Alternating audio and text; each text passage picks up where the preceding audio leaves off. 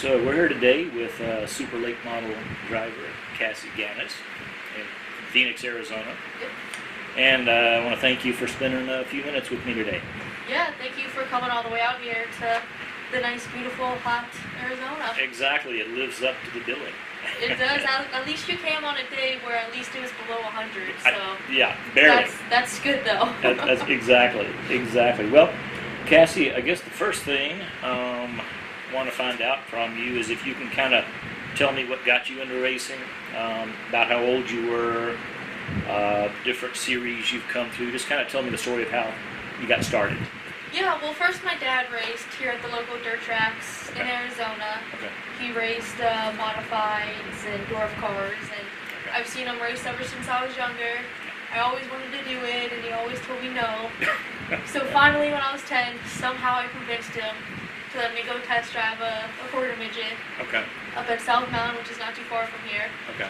And got in a car, never looked back ever since, and drove quarter midgets for a couple years, went to Bandoleros, Legends, did an ASA speed truck for a race, and then now I still drive a super late model, as well as I try to do some ARCA and KNN races.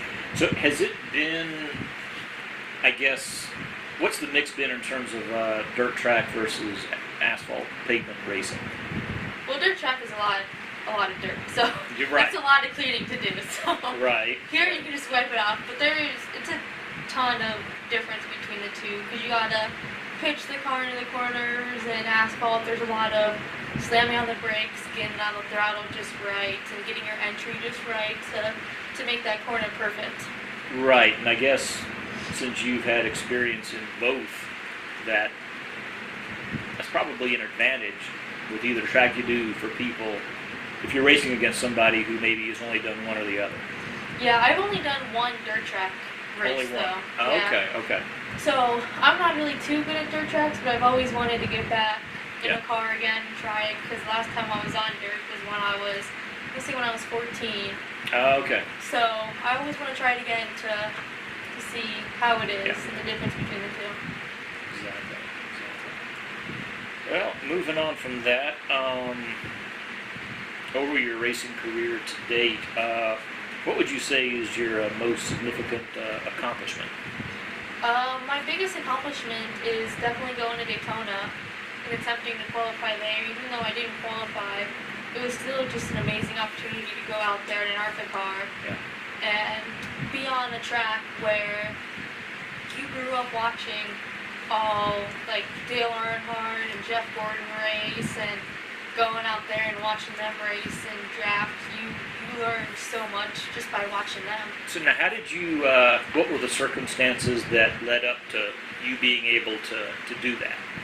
Well, I had a test in February before I was January before I was actually being able to get racing at Daytona, because you have to go down, test, get the approval by ARCA, and they approve you whether or not you can race.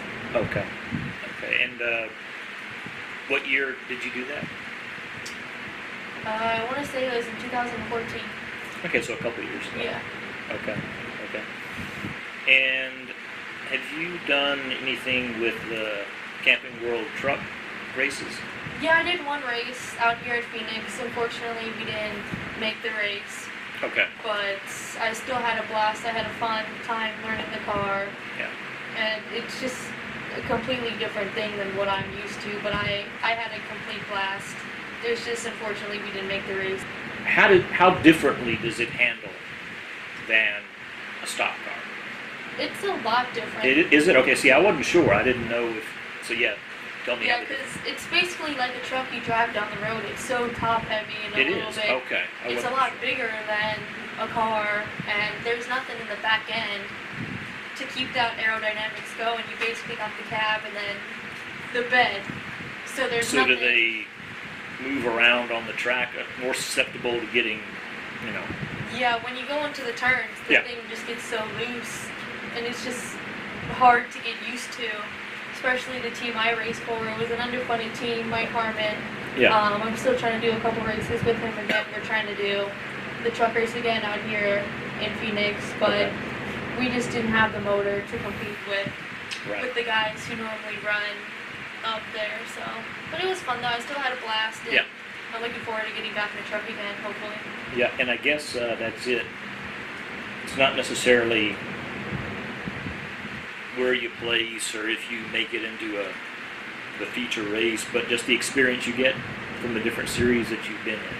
Yeah, just Yeah. any type of car I get in, it's just always a new experience getting behind the wheel Yeah.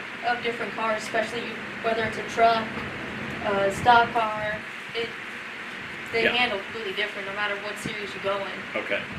Yeah, I guess, yeah, the overall weight of the car, the horsepower of the engine, all these things. Yeah. Yeah, yeah. So, Cassie, what would you say is your career high point so far? That's kind of hard because there's a lot, but probably the best one, I mean, it might kind of sound stupid, but getting most popular driver in KNN, Oh, I think okay. that was in 2012, Uh-huh. and I think that's huge just Okay. because it's based on fans.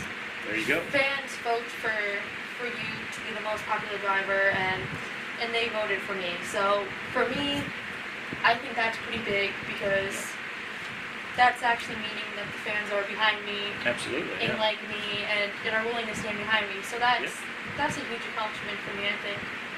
Now, how does the KNN Series work? Now, is that part of the NASCAR hierarchy, or yeah? I mean, how is it set up? Are there different KNN regions, or how does that work?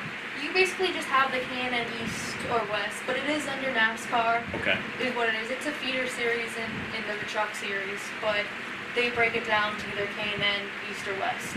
I see. Okay. Okay, and what would you say has been your biggest challenge in your racing career so far? My biggest challenge is probably just being a female in the sport. Because being a female, it's a guy-dominated sport. So they always try to pick on you when you're on the track. They try to bump you, take you out. So you have to show them that, hey, I'm here to race, and this is what I want to do. And also, too, being an underfunded team like us, it's hard because you want to go out there and compete with the people who are spending all this money. And we do. We constantly finish in the top 5 every race out of 20 cars that show up, even 25 cars. That's great. But it's definitely hard for us to do so. Well, yeah, I mean, that was one of the other things I was going to ask you in terms of, sexism in the sport. And I guess it's kind of what you're saying. They target you specifically maybe because you're a female, and they think they can rattle you because of that. And I guess you kind of have to double down on your toughness and show them that, hey, you're not going to be bothered by it. Yeah, you do. You can't. If they get up beside you and try to push you out of the way, you basically have to shove them back and be like, hey, I'm here. This is where I want to be, and deal with it. And the guys who I race with now down in Tucson, 90% of them are fine with it. Yeah. There's some guys who don't agree with it, but They're in the minority, I'm sure. but 90% of them that I race with, they trust me. They won't do anything to me now because they're the people who tried to take me out before. Well, and so you earn their respect, really, I guess. Yeah. If you can beat them and and everything else. Exactly. Yeah.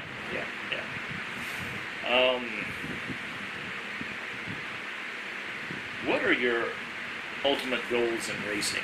Is there any specific high point that you are trying to get to, or what are you looking at?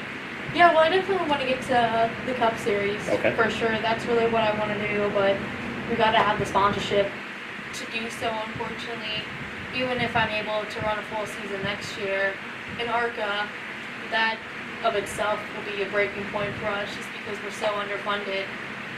But just work my way up into Cup. Okay, and I guess, when it comes to trying to secure sponsorships and everything else, that can almost become a full-time job in itself, beating the bushes, as it were. Oh yeah, my mom's constantly sending stuff out, and then when I come home from work, I'm always doing stuff as well. So I basically have 3 jobs. I work as a vet tech. I have a couple other jobs too that I do off to the side, like pet sitting, and then I come home, either work on this or get behind the computer and just try to find sponsors. Sure, absolutely. So yeah, you mentioned being a vet tech. How long have you been doing that? I've been doing that for 4 years now. Okay. Now, did you go to school, like, majoring in that, or? Yeah, I have an associate's degree in Okay. veterinary technology, so Okay. that's what I do for fun, I guess. Right. I guess that's it, depending on the day. You can be hanging out with the animals for fun and the cars work, or vice versa. Exactly, Yeah. So, have you been able to find any way to kind of bring those two loves of yours together?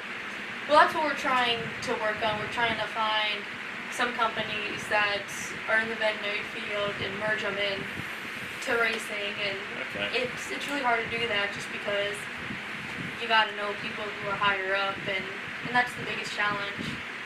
Well, yeah, I mean, I guess that's it. It's all about who you know, as Exactly. with most things. But, yeah, that makes sense, though. I mean, you know, if laundry detergent companies can sponsor race teams, and I'm sure there are plenty of pet-related companies that would do so. Oh yeah, that's what we're trying to work on it. We've been talking to some companies, so hopefully it all works out. Excellent. Okay. And tell me a little bit about the public service campaign you've been doing with trying to keep people from texting and driving, drinking and driving. How did that start? How long have you been doing it? You know, what do you do for that? Yeah, I have my own texting and driving and drinking and driving program. That's been going on for a while now, probably since I've been 16 and being able to drive. Uh-huh. But even my friends, they've gotten into accidents because they've been texting, and it's just one of the pet peeves I have when you're driving down the road. Somebody's on their phone, Right. just swerving in and out of the lanes, and they don't realize that they're traveling the length of the football field just looking down for a couple seconds. So that's what we try to tell people. And then the drinking and driving, it's just not smart in general. Now, So, how have you? What specifically have you done in terms of your racing to bring awareness to that campaign? I mean, has it been like on the car, you know, don't text and drive, or how do you get the word out? it hasn't been on the car, but we do go to high schools and colleges and Okay. talk to people, as well as I'll go to military bases and talk to the men and women that are serving, and Okay. go there and talk to them about it. Yeah. So tell me a little bit about that. I mean, would you call that? I don't know if that's motivational speaking so much as, but yeah, tell me a little bit more about that. I guess you can call it motivational speaking. I don't know. I call it basically nagging. Right. Yeah. But a lot of times people who are in their 30s or 40s don't want to hear about some 20-year-old telling them that they can't drink and drive or Right. text and Right. drive and don't do Right. their own things. But I really try to help the military because a lot of times they won't die overseas. They'll come home and either die of drinking and driving or some kind of boating accident because they think they're invincible because they came back. So we try to help them to understand that because they're here, they shouldn't be doing that stuff. They got a family, they have friends to think about.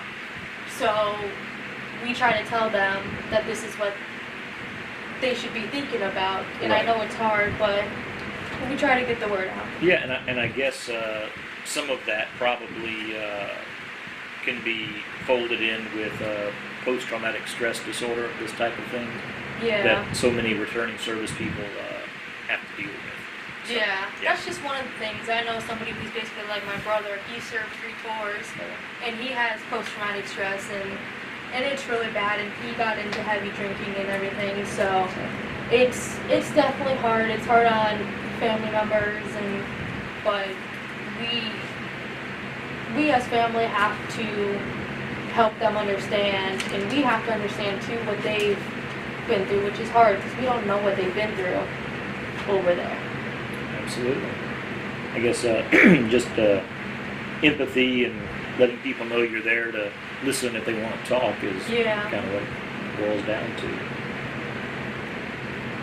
Okay, so yeah, Cassie, you told me you got started in racing in the first place because your dad was a racer, and that your mom's involved.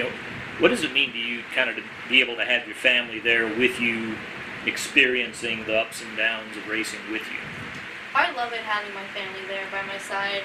I mean, my mom and dad, they're the ones who believe in me, and they're the ones pushing me to be able to do this. And yep.